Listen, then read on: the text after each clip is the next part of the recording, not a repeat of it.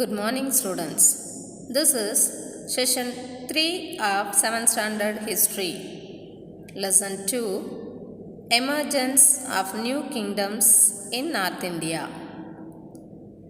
In the previous two sessions, we have seen about the Pratiharas, the Palas, the Chauhans, then the Muhammad of Ghazni and Muhammad of Ghori.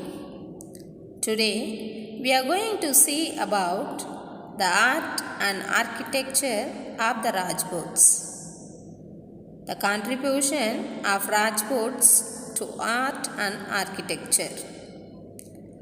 Rajput courts were centers of culture, where literature, music, dance, paintings, fine arts, and sculpture flourished. A specific style of Rajput painting, often focusing on religious themes, emerged at Rajput courts. So, they followed a specific style of paintings and it is based on religious themes. Their style of painting is called Rajasthani paintings. The Rajasthani style of paintings can be seen at Bikaner, Jodhpur, Mewar and Jaisalmer. All these are the places in Rajasthan. Now, let's move on to the contribution of architecture. The Rajputs were great builders. Now, let's see some of the forts and palaces built by the Rajputs. Some fine examples are Chittorgarh Fort is located in Rajasthan, then Ranthambore Fort in Rajasthan, then Kumbhalgarh Fort is also located in Rajasthan and it has the second longest wall in the world. Then Mandu Fort in Madhya Pradesh, Gwalior Fort in Madhya Pradesh, Chanderi Fort, Asirgarh Fort in Madhya Pradesh, then Mansingh Palace of Gwalior, Amber Palace located in Jaipur, then the Lake Palaces at Udaipur, Castle of Jodhpur, Khajuraho Temple, Sun Temple in Konark, Dilwara Jain Temple in Mount Abu, Gandhara Temple in Madhya Pradesh. These are the fine examples which tells about the architectural style of Rajputs. The Khajuraho in Bandalkhand, it has 30 temples. The Sigaras of the Khajuraho temples are most elegant. Sigaras means the towers. These temples are dedicated to Jain Tirthankaras and Hindu deities like Shiva and Vishnu. Tirthankaras means the followers of Jainism. There are 16 Hindu and Jain temples at Ocean, which is 32 miles away from Jodhpur. The Jain temple at Mount Abu, it has a white marble hall and a central dome of 11 concentric rings and richly curved ceilings and pillars also curved.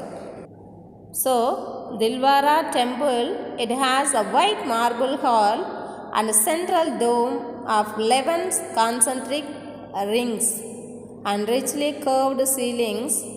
Ceilings are curved with some designs and pillars also curved. Now, let's see about the contribution to culture. The culture practiced by the Rajputs. The Raksha Bandhan tradition is attributed to Rajputs. Raksha means protection, Bandhan means to tie.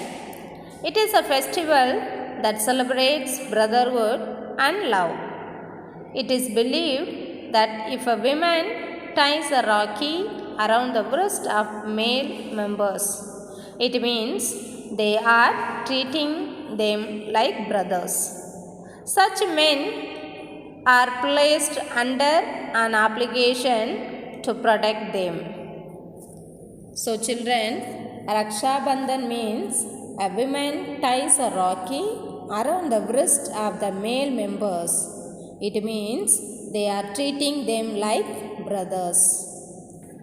Rabindranath Tagore started a mass Raksha Bandhan festival during the partition of Bengal 1905, in which he encouraged Hindu and Muslim women to tie a rakhi on men from the other community and make them their brothers.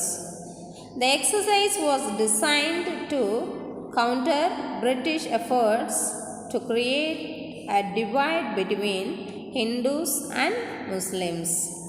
So, Rabindranath Tagore, he started the mass Raksha Bandhan festival. Then, contribution of Palas to culture. We have seen that one of the major clans in Rajput is Balas. Dharmabala and Devabala contribute the most brilliant chapter in the history of Bengal because they have established the Vikramasila monastery. In Buddhism, we have two sections. One is Hinayana and another one is Mahayana. So the Balas were the followers of Mahayana, school of Buddhism. They were generous patrons of Buddhist temples and the famous universities of Nalanda and Vikramasila.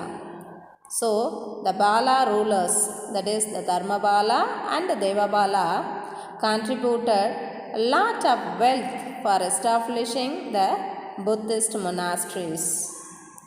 Most of the sculptures in the Bala period was bronze sculptures and they depicted the images of Buddha. Now, let's see Arab conquest of Sindh and its impact. Muhammad bin Qasim, he is the commander of Umayyad kingdom. He invaded Sindh. Qasim defeated Dahir, the ruler of Sindh, and killed him in the battle. So, he defeated the ruler of Sindh named Dahir. The capital of Sindh, Arar, was captured by Qasim.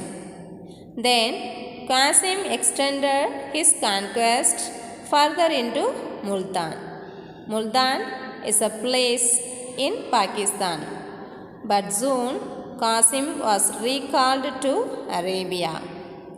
The Arab scholars visited Sindh and they studied many Indian literary works.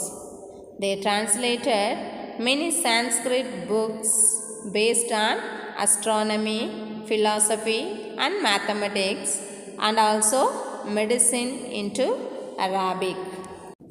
They learned the numerals 0 to 9 from India. Until then, the people in the West did not know the use of zero. Through the Arabs, Europe gained more knowledge in mathematics. So, through the Arab scholars, the Europe continent, it gained more knowledge in mathematics. They learned the importance of zero from India. And they learned the game of chess from Indians. Okay children, these are all the impacts of Arab conquest in Sindh. So, I hope you are clear with today's session. Let's see some evaluation questions. Mention the first two early caliphates. Second question, name the ruler of Sindh who was defeated by Qasim. Raksha Bandhan is the festival of brotherhood. State true or false. Then the fourth question is, The temple at Mount Abu is dedicated to Lord Shiva. State true or false?